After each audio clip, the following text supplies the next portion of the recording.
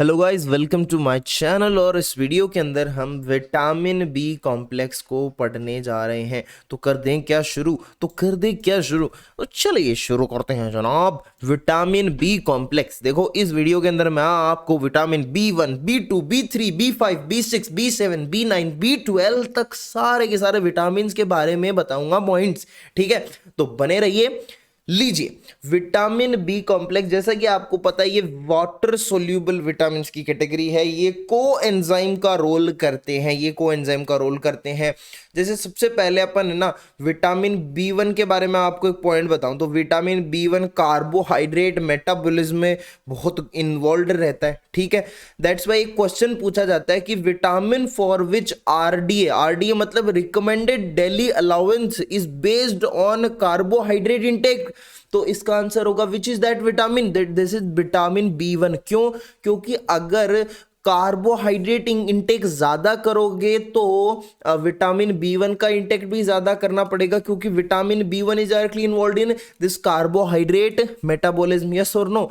तो इसलिए recommended daily allowance carbohydrate intake पर बेस्ड होता है विटामिन B1 का। ठीक है, और यही सेम क्वेश्चन अगर आपको प्रोटीन के बारे में पूछ लिया जाए तो आप बता देंगे कि it is protein, it is B6। Protein के बारे में कि कौन सा ऐसा विटामिन है जो जिसका recommended daily allowance protein intake पर बेस्ड होता है, तो आप बताओगे वो है विटामिन B6। ठीक है, अब ये विटामिन की पूरी लड़ी खोल के रख दी है मैंने यहाँ पर। विटामिन B1, B2 ये सारे के सारे बी कॉम्प्लेक्स विटामिन में आते हैं। B1 है, B2 है, B3 है, B4 नहीं है। आहा, B5 है, B6 है, B7 है, B9 है, B12 भी है।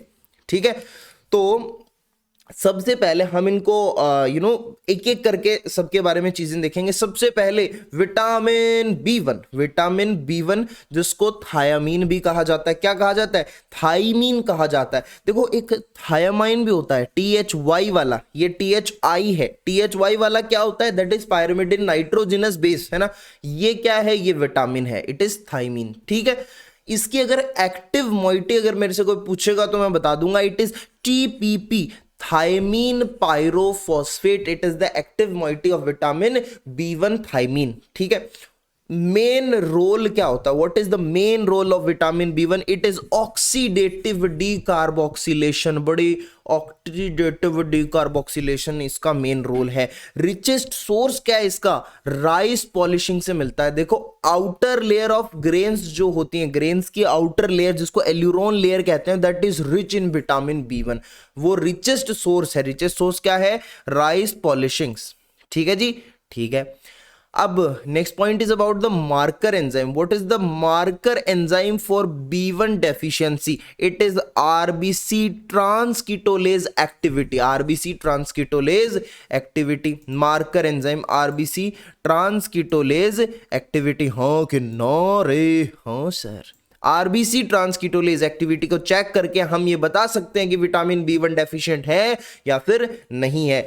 अच्छा, ये आरबीसी कीटोलेज की डिटेल मैंने HMP पाथवे के वीडियो के अंदर कराई है, तो वो जाकर के आप देखिए, है ना।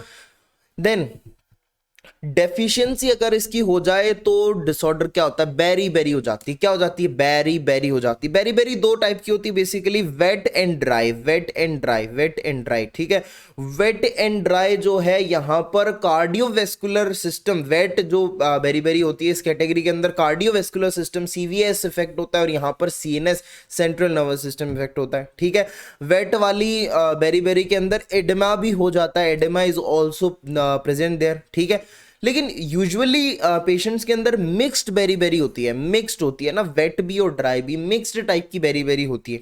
ठीक है, नेक्स्ट पॉइंट इज विटामिन जो B1 है उसकी कमी से बेरी बेरी जो हो जाती है ना, बेरी बेरी के अंदर लैक्टिक एसिडोसिस भी होता है। बेरी बेरी के अंदर क्या होता है जी? लैक्टिक एसिडोसिस की कंडीशन भी होती है। बेरी बेरी के अंदर लैक्टिक एसिडोसिस भी होता है। कैसे होता है? देखो ध्यान से सुनो मेरी बात।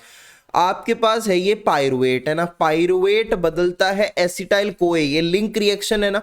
यहां पर एंजाइम कौन सा काम आता है? PDH, pyruvate dehydrogenase. हाँ कि ना। इस स्टेप के अंदर क्या होता है? ऑक्सीडेटिव डीकार्बोक्सिलेशन होता है, और इस स्टेप के अंदर ऑक्सीडेटिव डीकार्बोक्सिलेशन में B1 की रिक्वायरमेंट होती है। तो अगर B1 की डेफिशिएंसी होगी तो एसिटाइल कोई नहीं बन पाएगा, पायरुवेट डिपॉजिट होता जाएगा, इसका अमाउंट बढ़ता जाएगा, और पायरुवेट फिर जब एक्सेस में हो जाता है तो बताओ क्या बनता है, तो बनता है लैक्टेट। तो लैक्टेट होगा ये, फिर बढ़ करके it will cause lactic acidosis, ठीक है, लैक्टेट का बढ़ना। नाउ जो एल्कोहलिक्स होते हैं, एल्कोहलिक लोग होते हैं, हम एल्कोहलिक हूँ टाइप्स है ना, तो उनके अंदर, एल्कोहलिक्स के अंदर सीवियर B1 डेफिशिएंसी होती है। क्या होती है? सीवियर B1 डेफिशिएंसी होती है, दैट इज कॉल्ड वर्निकीज कॉर्सकॉफ साइकोसिस या फिर सिंड्रोम। इसके बारे में मैंने आपसे डिस्कशन करा है एल्कोहल मेटाबॉलिज्म के वीडियो के अंदर, वहां पर मैंने इसको अच्छे से समझाया, तो वो आप देखेंगे जाकर के, वर्निकीज कॉर्सकॉफ सिंड्रोम। अब ये मत बोलना कि मास्टर तू तो हर 2 मिनट बाद में ये बोल रहा है कि उस वीडियो में ये किया है, उस वीडियो में नहीं। देखो बात ये, आपको बायोकेमिस्ट्री कहीं ना कहीं से कंप्लीट करनी है, तो आप है ना एक टीचर एक प्लेलिस्ट पकड़ लो और उसमें से बायोकेमिस्ट्री आप पूरी कंप्लीट करो आपकी, ताकि आपको कोई प्रॉब्लम नहीं हो, क्योंकि हर टीचर का पैटर्न अलग अलग होता है, वो अलग अलग सीक्वेंस में चीज़ें बताता है। तो आप है ना उस चीज़ को थोड़ा सा देखो कि आपको कहाँ से पढ़ना है, ठीक है। तो आप एक जगह एक सोर्स पे स्टिक रहोगे तो आप परेशान नहीं होगे, राइट, क्योंकि एक टीचर एक वीडियो में कुछ बताता है आपको, कुछ पोर्शन वो पहले कवर कर देता है, कुछ बाद में बता देता है। ऐसा नहीं है कि वो गलत बताता है या छोड़ देता है चीज़ों को, बट सीक्वेंस डिफर करता है। ओके, चलिए मुद्दे की बात पे आते हैं। मुद्दे की बात ये है, यहाँ पर मुद्दे की बात ये है कि अब हमारे पास एल्कोहलिक जो पेशेंट्स होते हैं उनके अंदर सीवियर B1 की डेफिशिएंसी होती है, जिसको हम वर्निकीज कॉर्सकॉफ सिंड्रोम कहते हैं, राइट। अब देखो आप, विटामिन B1 की यहां पर डेफिशिएंसी है, very very common. Why, what are the reasons कि ये विटामिन B1 की डेफिशिएंसी बहुत ज्यादा कॉमन है? देखो पहला रीजन तो यहां पर ये है कि अल्कोहल इनहिबिट करता है एब्जॉर्प्शन ऑफ विटामिन B। तो अल्कोहल ज्यादा कंज्यूम करोगे तो विटामिन B1 का एब्जॉर्प्शन इनहिबिट हो जाएगा, रुक जाएगा। दूसरा रीजन कि जो ये अल्कोहलिक्स होते हैं, दे यूजुअली डोंट ईट, वो खाते पीते नहीं है ज्यादा, आई मीन पीते रहते हैं, खाते नहीं है ना, ये नशा कम हो जाएगा। सो ये एक पॉइंट हो गया, these are the reasons for B1 deficiency. Next हम बढ़ते हैं B2 की तरफ, जिसको राइबोफ्लेविन कहते हैं, बड़े प्यार से, मेरा प्यारा राइबोफ्लेविन, मेरा प्यारा, सबका प्यारा राइबोफ्लेविन, ठीक है। राइबोफ्लेविन B2 की अगर एक्टिव मॉइटी में आपको पूछो, एक्टिव फॉर्म कौन सी होती है, it is FMN FAD, these are the active form of vitamin B2 riboflavin, ठीक है। इनमें भी मोस्ट कॉमन इज FAD, है ना। आपने देखा होगा FMN कहाँ प्रेजेंट होती है, कहाँ करती है काम, है ना, ये कॉम्प्लेक्स 1 ऑफ ETC होता है ना, कॉम्प्लेक्स 1 में प्रेजेंट होती है। FAD complex 2 of ETC succinate dehydrogenase enzyme के साथ रोल करती है। Alpha keto glutarate dehydrogenase, pyruvate dehydrogenase, branch chain alpha keto dehydrogenase, keto acid dehydrogenase. तो ये these are the places where they work, ठीक है ना। तो सक्सिनेट डिहाइड्रोजिनेज, मैक्सिमम देखो डिहाइड्रोजिनेज है तो याद करने में आसानी हो जाएगी। कॉम्प्लेक्स 2 ऑफ ETC में FAD प्रेजेंट होता है। अब यार ये ज़्यादा याद करने की कोई ज़रूरत नहीं, क्योंकि हमने ये देखा है कि जो भी पाथवेज होते हैं उनके अंदर मेनली NAD काम आता है, FAD थोड़ा कम ही काम आता है ना। तो FAD किन जगहों पे काम आता है, ये जगह आप मेटाबॉलिज्म में आपने पढ़ी होंगी, है ना। तो FAD बहुत कम जगह पे काम आता है, इसलिए इसको याद करना बड़ा आसान होता है, ठीक है। अब ये भी पॉइंट है कि जो मेनली ये FAD FMN ये ऑक्सीडेटिव और रिडक्टिव रिएक्शंस, ऑक्सीडेशन रिडक्शन के अंदर काम आते हैं मेनली, ठीक है, वो काम करते हैं ऑक्सीडेशन रिडक्शन का। What is the marker enzyme for B2 deficiency? It is RBC glutathione activity. By checking RBC glutathione reductase activity, we can check the deficiency of vitamin B2, right? Vitamin की deficiency is called राइबोफ्लेविनोसिस, है ना। Riboflavin होता है ना vitamin B2, तो राइबोफ्लेविनोसिस इसको हम बोल देते हैं।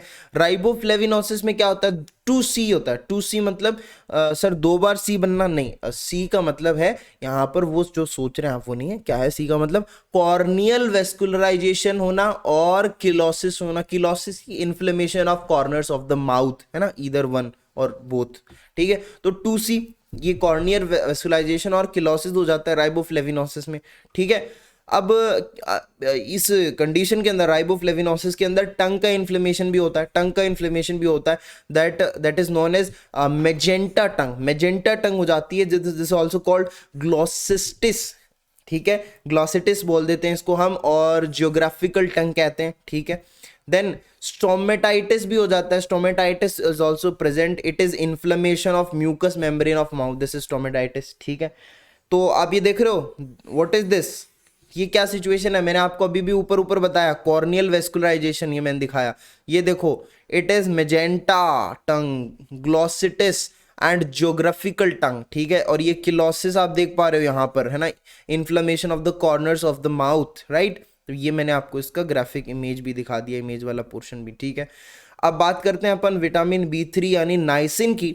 सो when we talk about vitamin B3 और niacin, it is a atypical vitamin, क्योंकि ट्रिप्टोफेन अमाइनो एसिड जो होता है बॉडी में, उससे इसको सिंथेसाइज करा जा सकता है बॉडी के अंदर। तो ट्रिप्टोफेन अमाइनो एसिड से नाइसिन या विटामिन B3 बॉडी में बन जाता है, that's why it is atypical vitamin, ठीक है, atypical amino acid, it is atypical amino acid, that's why it is called, ठीक है।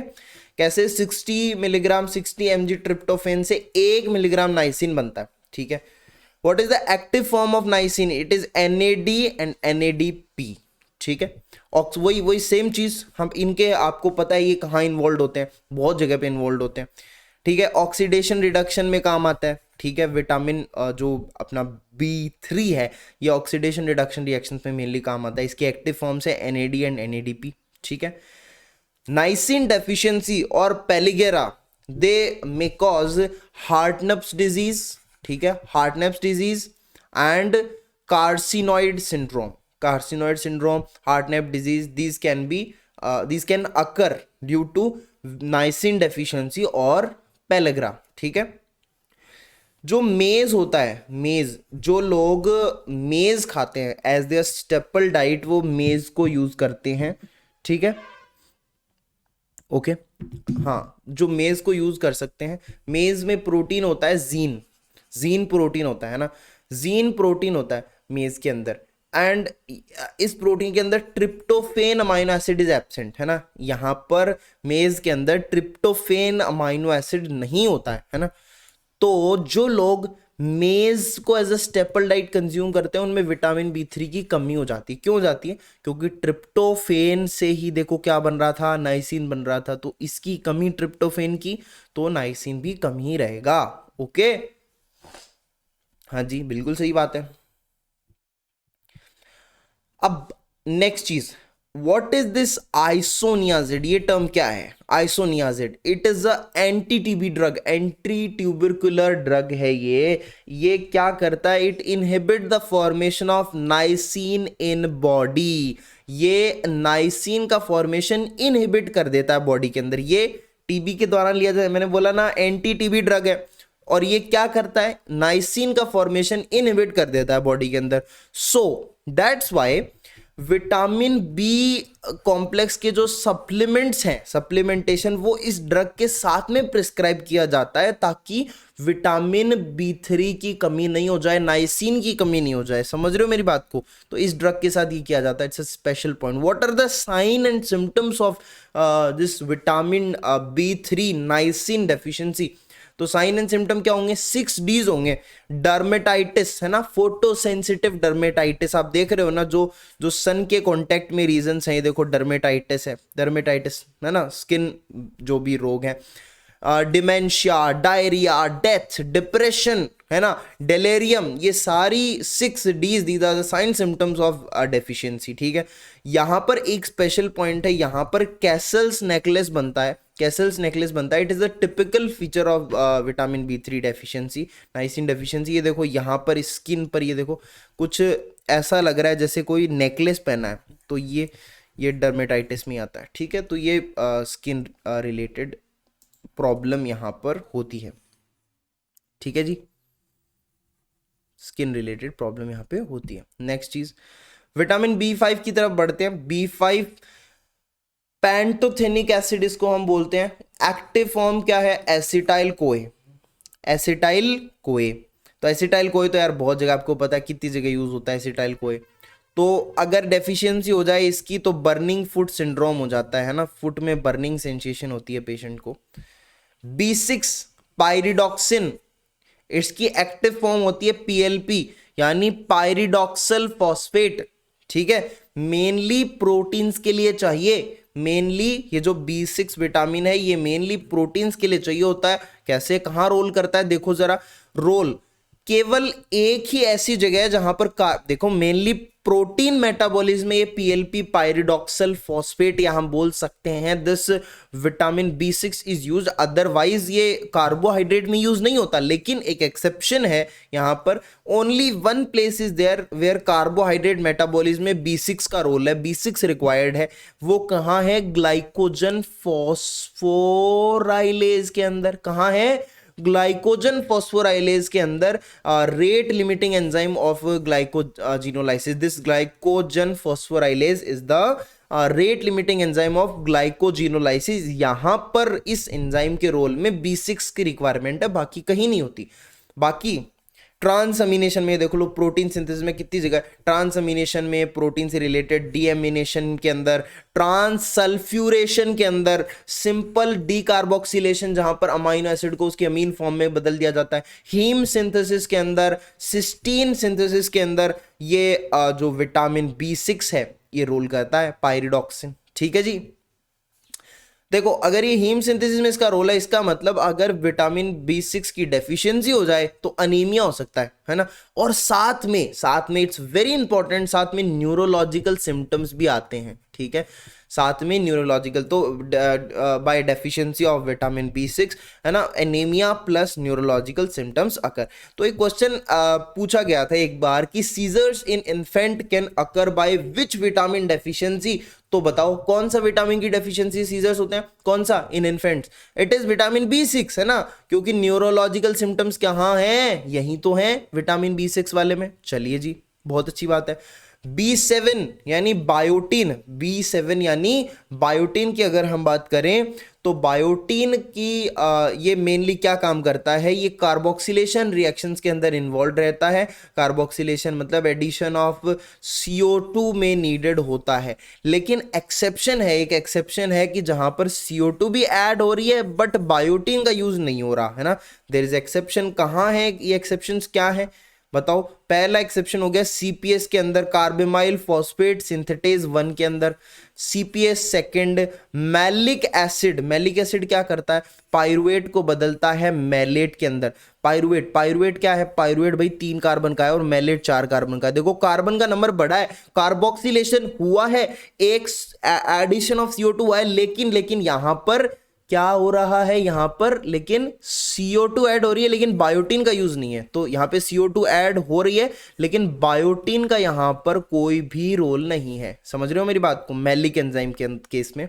C6 of purines, vitamin K dependent carboxylation, समझ रहे हो मेरी बात को, विटामिन K डिपेंडेंट कार्बोक्सिलेशन होता है, वहां पर बायोटीन का कोई भी रोल नहीं होता, विटामिन K का रोल होता है। ठीक है, तो ये कार्बोक्सिलेशन जो हो रहा है उसके अंदर। नेक्स्ट चीज, जैसे एक क्वेश्चन पूछता हूं मैं आपसे, एक पर्सन है जो कि रॉ एग्स खा रहा है और उसके अंदर हाइपोग्लाइसीमिया हो जा रहा है ना, हाइपोग्लाइसीमिया हो जा रहा है, रॉ एग्स खा रहा है वो लगातार। ठीक है, तो यहाँ पे क्या सिचुएशन बन रही है, देखो ध्यान से सुनो। रॉ एग्स जो हैं वो they are rich in a vitamin which is in a protein, actually it is avidin protein. कौन सा, एविडिन प्रोटीन में दे आर रिच। एंड ये एविडिन प्रोटीन क्या करता है, ये बायोटीन को टाइटली बाइंड, कस के एकदम बाइंड कर लेता है। तो avidin protein tightly binds with this biotin, so biotin absorb नहीं हो सकता। रिमेंबर दिस, तो बायोटीन एब्जॉर्ब नहीं हो सकता, सो बायोटीन की डेफिशिएंसी हो जाएगी, क्योंकि बायोटीन तो इसके साथ टाइटली बाउंड है एविडिन के साथ।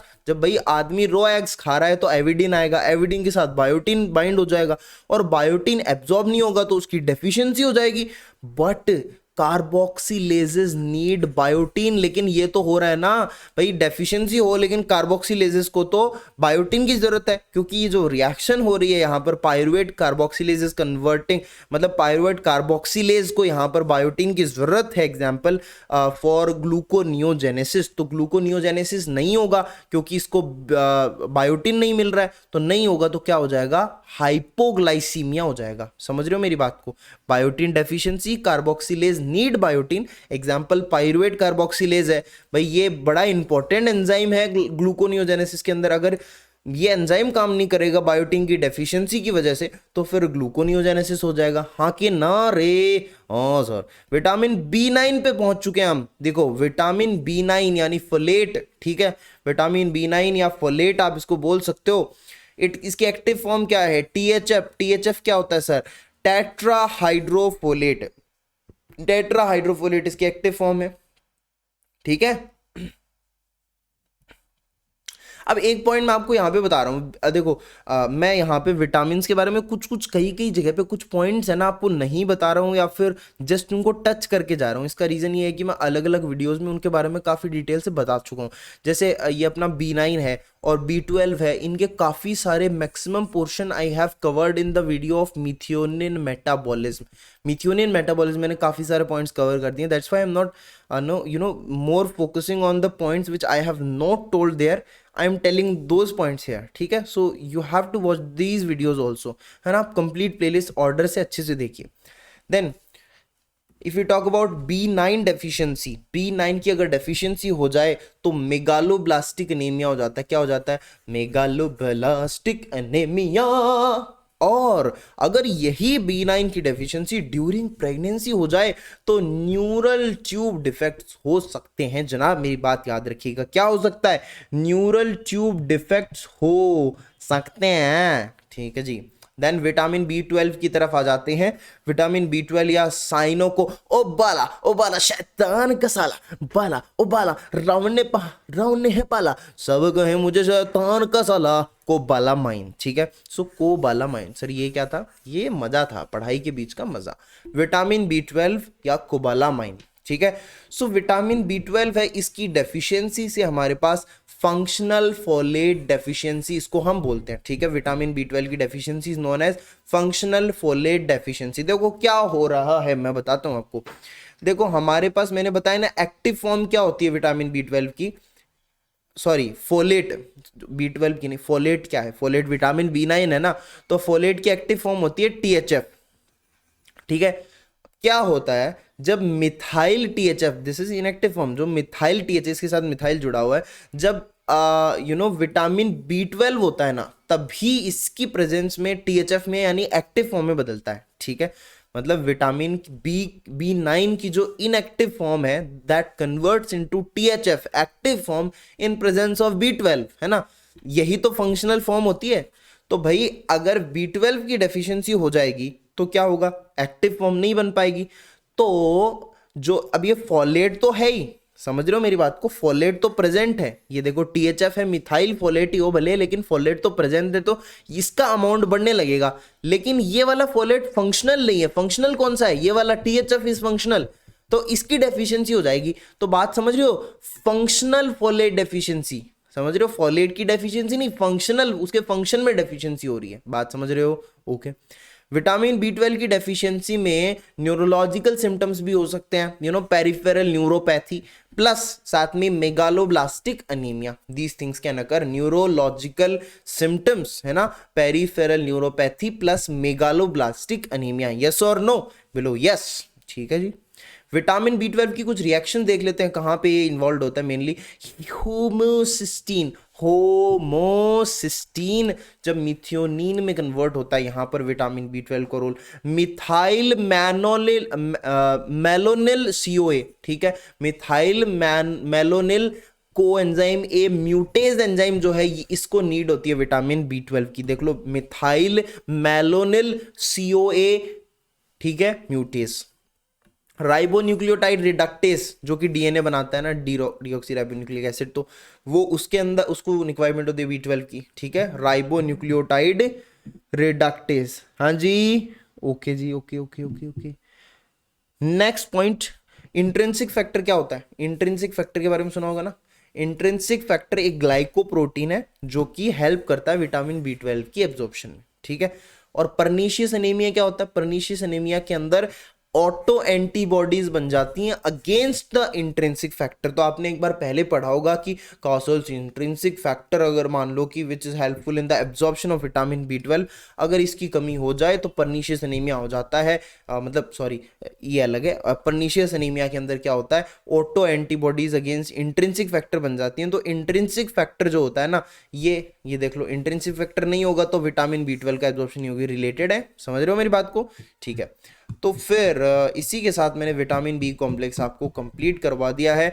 फिर मिलते हैं नेक्स्ट वीडियो में। Till then take care, bye bye. तो अच्छा हम चलते हैं, तो आप कहोगे कि फिर कब मिलोगे? अगले वीडियो में। बाय।